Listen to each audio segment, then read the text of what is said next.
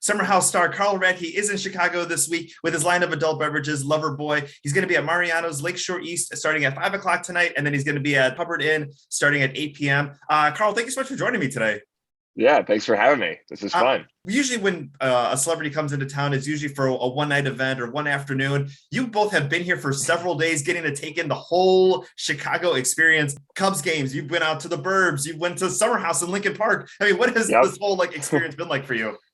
Well, we were here last year in June, kind of getting the brand kicked off officially in Chicago. And, a year later, it's always good to come back to the markets that buy a lot of Loverboy, and Chicagoans have been loving our product. So I was willing to take a couple of days, and the city's huge. And obviously you mentioned the suburbs is big. There's downtown, there's all sorts of places. And, taking a couple of days was necessary to be able to hit as many people as possible. Sometimes we go to a town and we only have one or two events and people are annoyed that they didn't get to see us. So we wanted to give back to Chicago, but we did build in some time to do some fun things. So, got to see the Cubbies, and then did some lunches, and we went to a amazing dinner last night at Momotaro. It's in the West Loop. It was a omakase restaurant. So and then we're doing an architectural boat cruise this afternoon, which I'm excited about. And the weather's finally nice today so that you can finally enjoy something like that. Yes. I mean, it was raining yesterday and I'm like, here we go. This is typical Chicago, but I think today is going to be the day. All right. So you're going to be at Mariano starting at 5 p.m. Talk a little bit about the meet and greet. What are people going to sample? How's the event going to go? Yeah. So we, typically most alcohol brands, I mean, they have samplings and tastings, and, we rely a lot on our retailers in Chicago, and Mariano's is a major retailer for us. And yeah, I mean, typically at a meet and greet, you'll find me standing there. There'll be some samples of our product.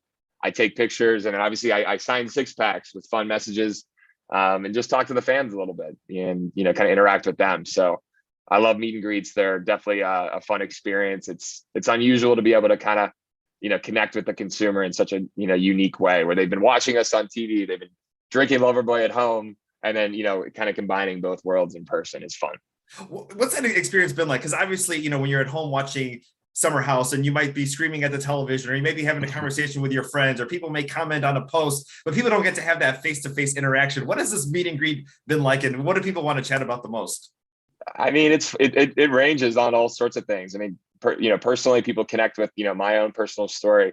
They connect with, the show, and just, I think, the relatability and, the authenticity around Summer House. And people just I think like to have fun. They're just so geeked out and pumped to be able to kind of, meet us in person. But more often than not, people are blown away by how tall I am. I'm 6'5", and I guess, Summer House doesn't show me. I mean, I look like I'm tall on the show, but people are blown away by my height. But yeah, I mean, it's generally pretty fun and light. I mean, people do have questions. I'm happy to answer anything. But yeah, it's just cool to meet people in person, and just the amount of excitement around Summer House and Loverboy. It's hard to explain, but it's really cool that people love us so much. Let's talk a little bit about the brand, and the hard teas you have, the spritzes that you have, the variety packs that you have, and maybe some of the flavors that people can find.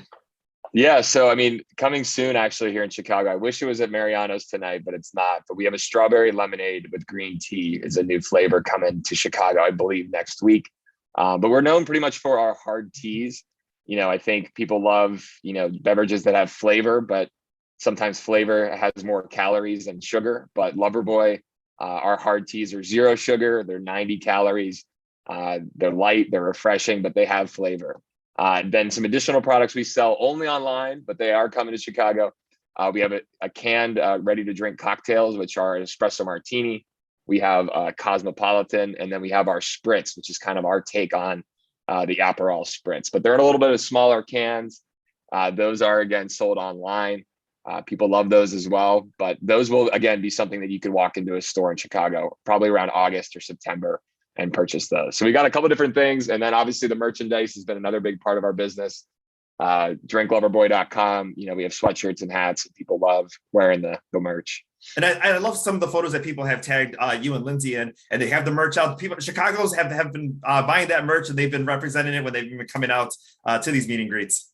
It's amazing. I mean, I kind of equate it to being in like a band or something. I mean, it's like, people have all the swag and the merch from the the various drops over the years. I mean, I've seen sweatshirts from, I mean, we've been in business almost 3 years now, and seeing like sweatshirts from back in 2019, it's funny how people have just been so excited and supportive. So I've been signing and autographing sweatshirts at the meet and greets as well, which has been kind of funny. Obviously, with your travels, has there ever been like a random place that you've seen somebody with Loverboy merch and like has brought a smile on your face, or an unexpected spot where you've seen like, oh my goodness, like it's caught your eye? Yeah, I mean, even like I'm originally from, I claim Pittsburgh is my hometown. That's where my family still is. I've been in, the airport, just like walking through, and you see someone with a sweatshirt. It's amazing. I mean, I've seen it overseas. I saw someone in Australia with a sweatshirt, but the sweatshirts are easier to get sometimes than the actual beverages, and it's easier to ship a sweatshirt to a friend than maybe a 12-pack of liquid. Well, they are cool logos. So if you haven't seen the merch yet, go ahead and check out the website, because they've got some. Yeah, I can kind of show you in the back. I don't know if you can see.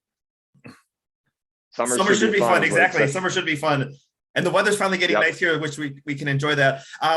You and Lindsay were at the Cubs game. Lindsay was wearing a Cubs jersey. Has she been a lifelong Cubs fan? Tell us a little bit about that. Well, funny story. So that's actually my Cubs jersey that I brought. I took a picture of it before we left and sent it to her. Just said, "Hey, I got this other shirt." It was way too small for me.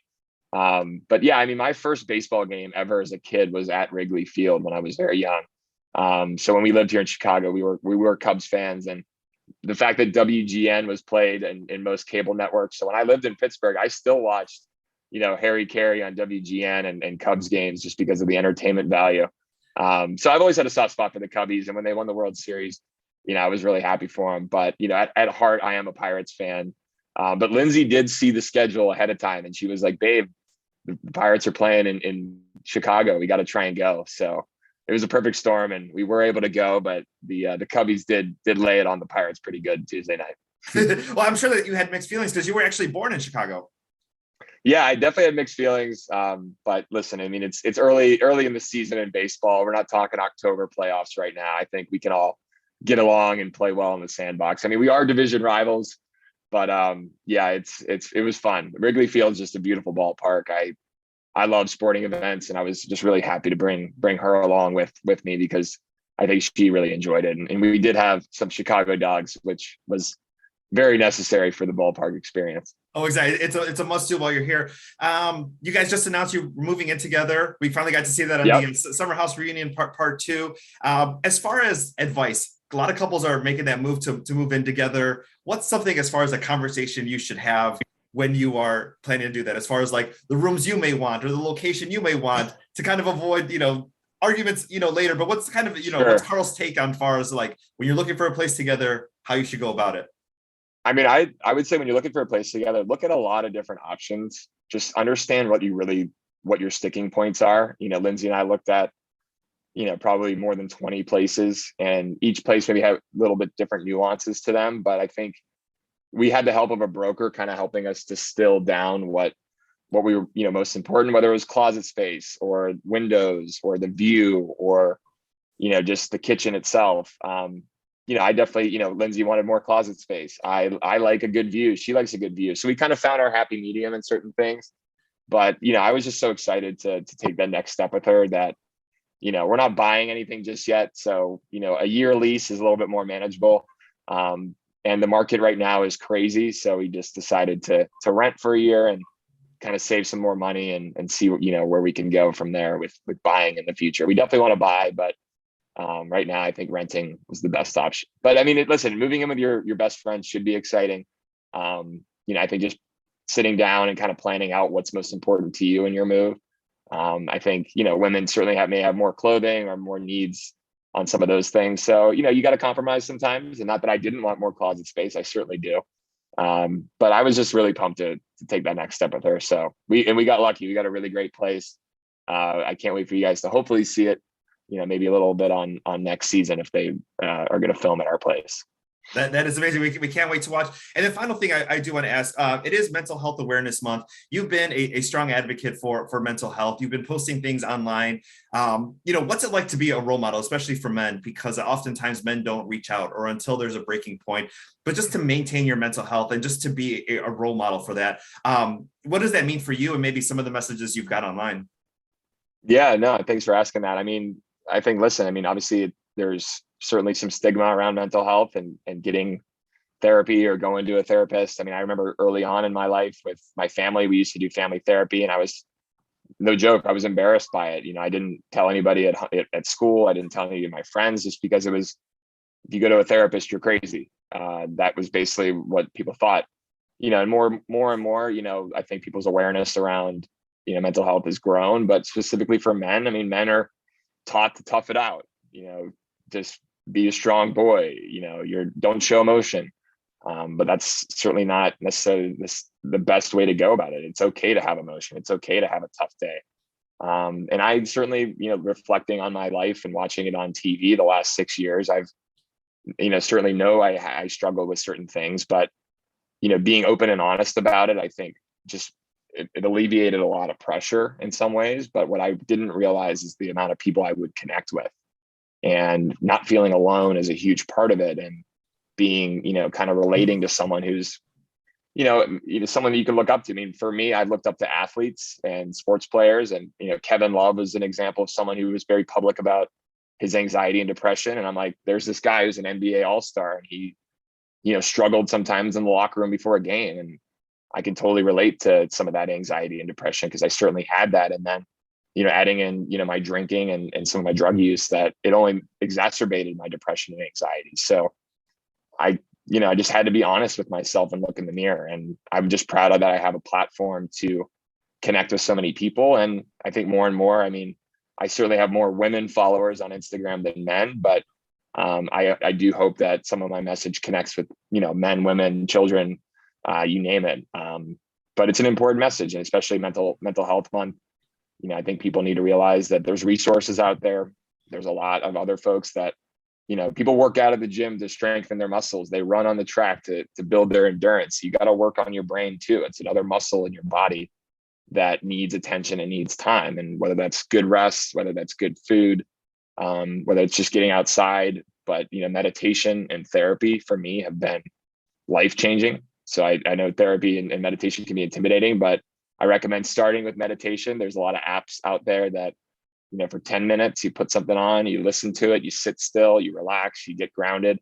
For me, that's been a huge part of just maintaining, kind of my strength. But, every day is different. So, there's not one fixed solution. I mean, maybe people see me on TV and think that I have it all figured out. I don't. I work at it. I certainly have days where I don't even want to be on social media, just because it's too difficult, and I know when to take a break.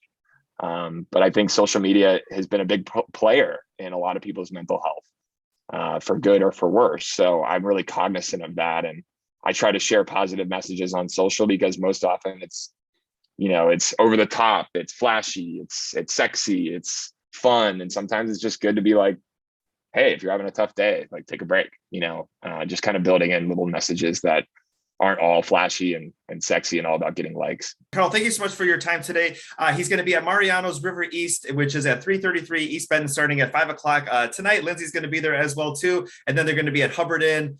Hubbard, obviously the Hubbard has been following your Chicago story, this whole week. So we're excited that you're going to be there later on tonight as well too.